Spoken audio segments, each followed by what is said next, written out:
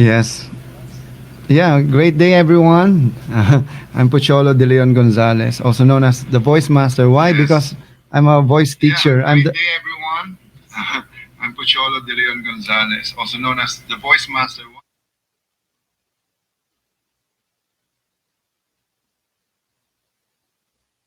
yeah. I'm sorry for that.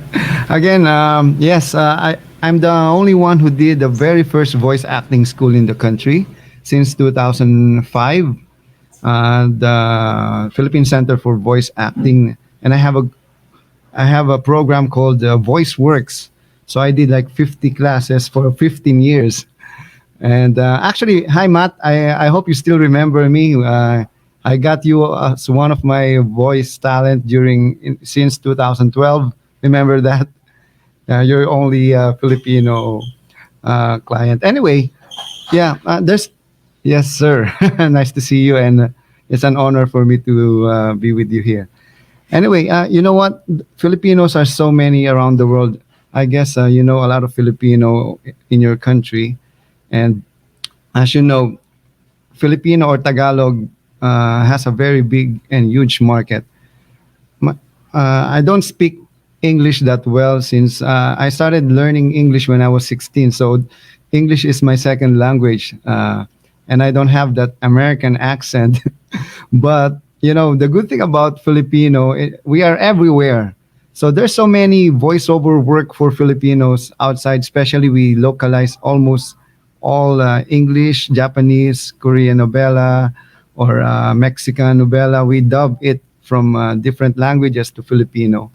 And since there's so many Filipinos abroad, especially in the US, even in Australia or in Europe, we have to translate a lot of like messages on hold. So that's where I discovered there's so many opportunities for Tagalog or Filipino voices. And since then, I market myself through online, especially when you Google looking for Filipino voice talent. I'm the only one you can see since 2005. So that's the reason why I got almost like a lot of work online. And then what I did is I teach a lot of Filipinos to do that. So I created my own competitors to make myself obsolete.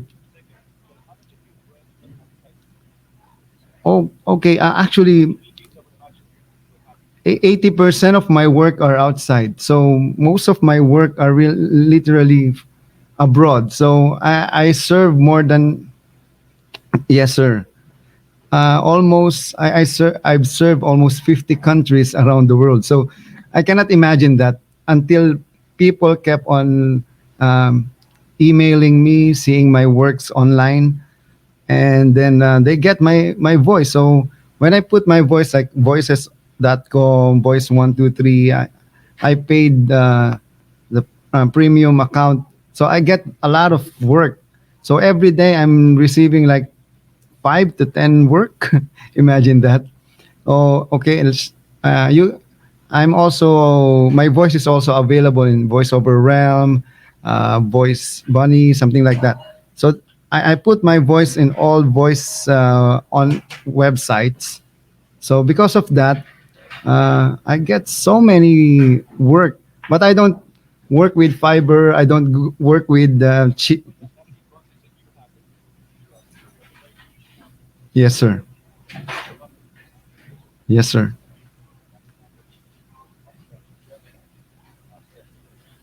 Hmm.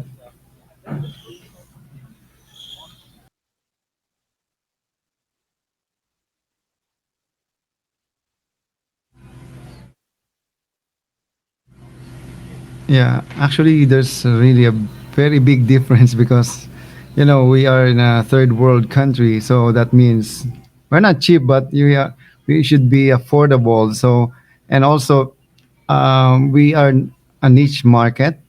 So, I don't know if how much you is the rate in the U.S., but what I'm doing is I always accept all their budget. Either it's expensive or not, because even if I give my rates, because I'm actually expensive here in the Philippines, but they still get me because of my name, not because of my voice. I guess it's very important to have your own branding. Just like when I created the VoiceMaster brand, I'm not saying I'm the best, but I created the best voice artist in the Philippines. I have produced more than almost 10,000 voice artists in this country. And I'm the only one who did that.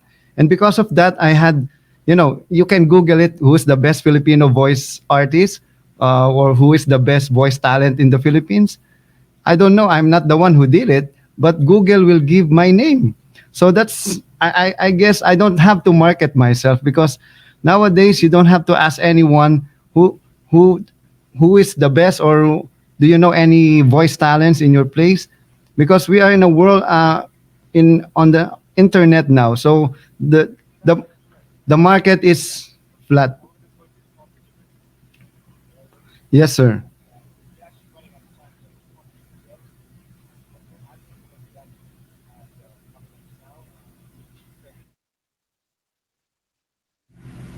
No, me, I don't use that.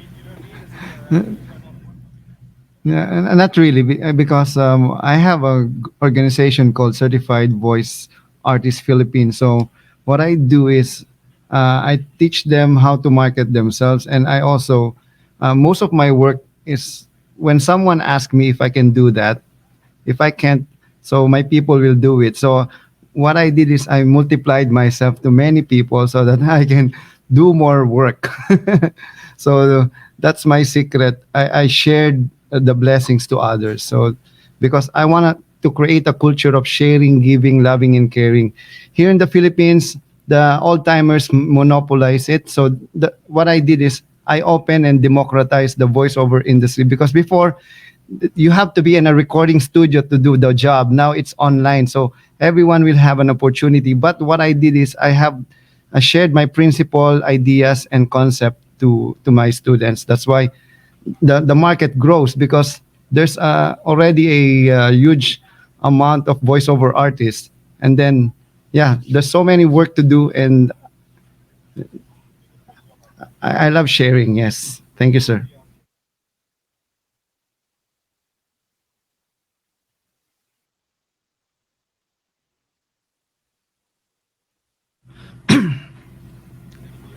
Yeah. Yes, I would like to say thank you to Vovo, because you literally make me, like, it professionalized my work.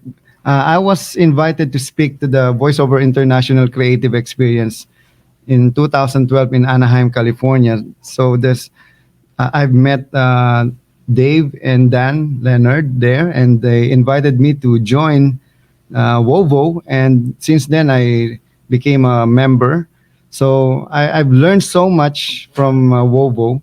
That's why I'm actually localizing it here in the Philippines, and I'm inviting a lot of my members to be part of Wovo, so that they will have this international perspective, because most of them are just working here in the Philippines. So uh, again, thank you very much, and I'm so proud to be part of Wovo.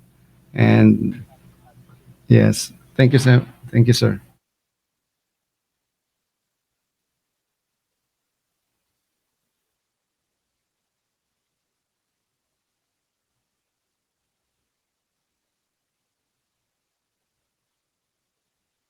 Hello.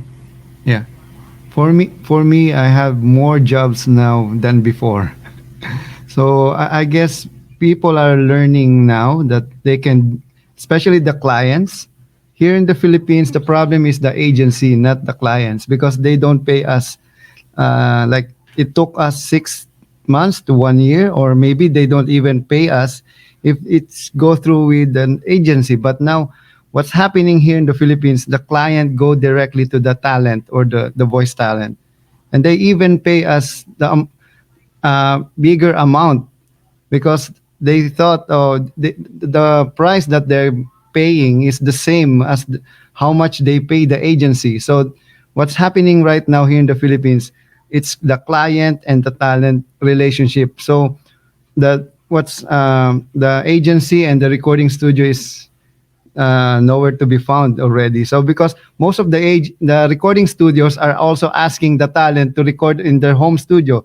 So what's the point of getting the recording studio or the agency if they can go directly to the talent. So that's what's happening right now here in the Philippines.